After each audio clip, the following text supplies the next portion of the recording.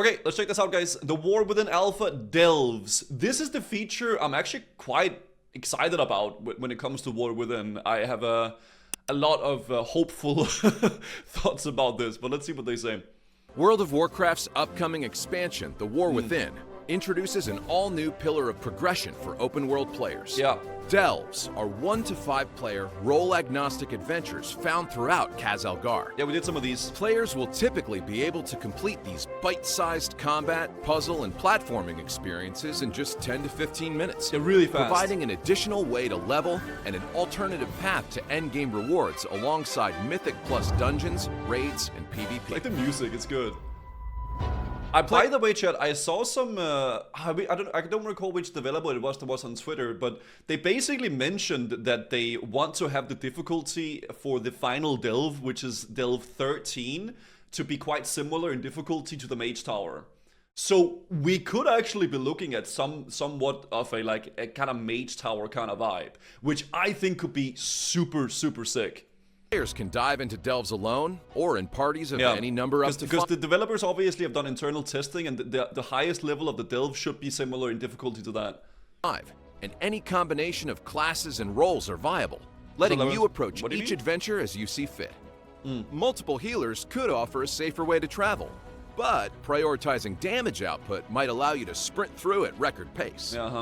This versatility allows players to progress with who they want, how they want, and when they want. As you approach, you'll be prompted to choose a difficulty level, called a tier, and can then walk right in. There is no loading screen. Lower tiers are available during leveling, with higher tiers added at max level and Season 1. If you're grouping with a friend or a couple of guildmates, just party up to enter the same instance. If you're looking to meet new delvers, the Group Finder tool can assist with finding or forming a party. In the same way, it helps form groups for quests, mythic dungeons, raids, and custom activities. I think for me, this sounds like a fun solo kind of activity, right? Because like you can always do Mythic Plus or dungeons and stuff like that if you want, right? Whether you group with friends or strangers, everyone in your party can play whatever class and specialization they want. So no one has to sit out or be overlooked because their desired role is already filled. Yeah, that's a big issue. The flexibility of delves is made possible thanks to your companion NPC. Playing an MMORPG solo again, I think it's great having some options to do something solo in an MMO, right? Obviously, it is about grouping and doing dungeons and raids, but having some some difficult solo content, I think it's really fun. Season, you'll be accompanied by a new companion who could be customized to complement your playstyle. The legendary dwarven historian Bran Bronzebeard, renowned explorer and veteran of the Second War, will be the first to join you. By choosing Bran's specialization, he could be molded into a healer or damage dealer, allowing him to fill the role you or your group need. As you progress, Bran levels up too, gaining skills that expand his arsenal and enhance his effectiveness.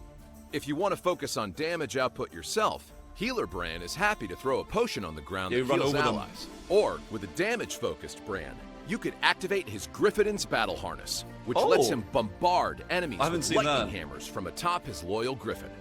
Interesting. Once you're max level and Bran is of a high enough rank, you'll begin earning curios. Equip Bran by choosing a combat curio and a utility curio. Yeah, so like different talents for him, basically, right? At this point, just make a new game. I mean, Plunderstorm, right? They're also doing those kind of things. The thing about like the War Within stuff, I know obviously since I'm mainly like a classic WoW Andy, a lot of people are gonna hate on it and shit talk and stuff. But I feel like it's good for what it is. If people are into like the retail kind of style of game, I think this is gonna be great. You know, classic WoW also has a lot of great things going for it. I just think it's cool that whichever game you're into, there's gonna be cool stuff happening, right? Give him trinket-like effects that empower your party. You know, a little bit for everybody. Bran can help you find lost supplies and delves that can help you in your runs. Like if you're like a big classic, enjoyer, classics player, you're probably not gonna. This is not gonna be the thing that turns you over to play it, right? But it seems like a great feature, honestly. Indeed, to save issue with the change the system and add LOG, add random things, it's so hard to get into if you haven't played in forever or if you're a new player. Oh yeah, I mean that's definitely a big issue with WoW in general, right? Especially the retail, like current WoW, right? For sure. Like if you are a big classic enjoyer and you don't really like retail for what it is right now, will this be the thing that gets you into it?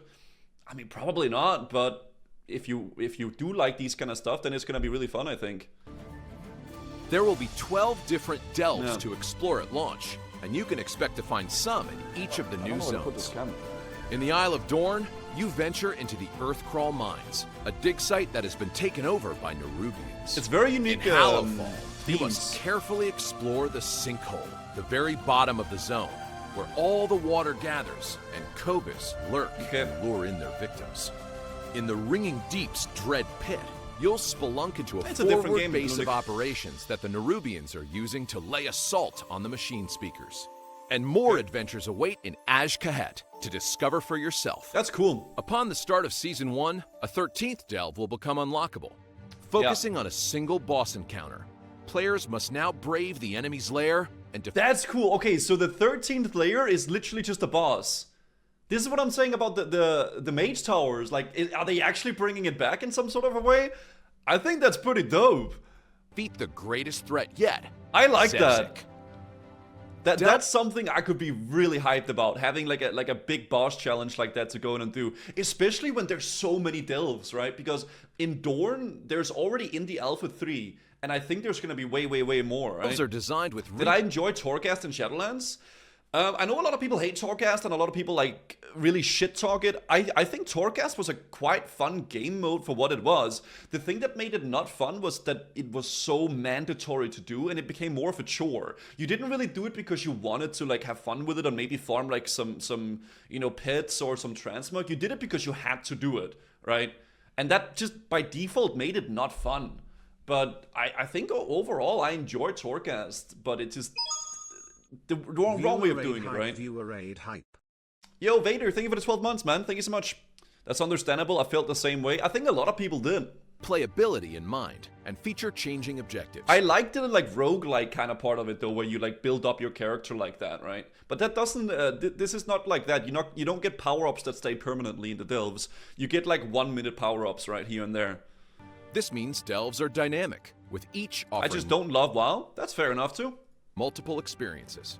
Delve variants are unlocked at max level, similar to how world quests are unlocked, with different variants available on a given day. Perhaps one day you're sent on a mission to rescue a group of Earthen from the Nerubians, but on another you find yourself working with the Arathi to burn all the Nerubian nests in that same location. Thanks to their dynamic objectives, you could visit the same delve multiple times and have completely different adventures.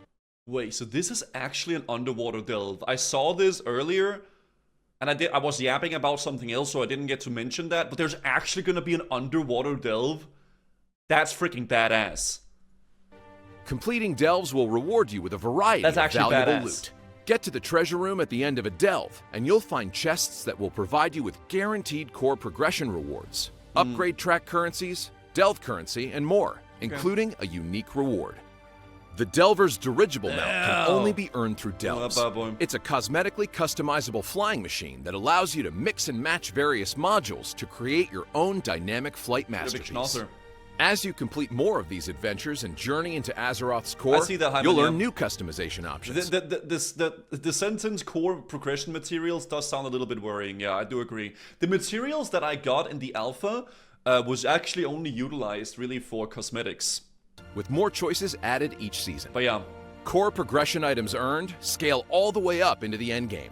They are awarded at item levels relative to the difficulty of the delve, so this is gear. Similar to how Mythic Plus dungeons and raids work, with items capping out at power levels comparable to Heroic raids or Mythic Plus 5 keys. I mean, if it's just gear you get, and like, you know, if it's gear and like cosmetics and mounts and stuff, I'm all for it.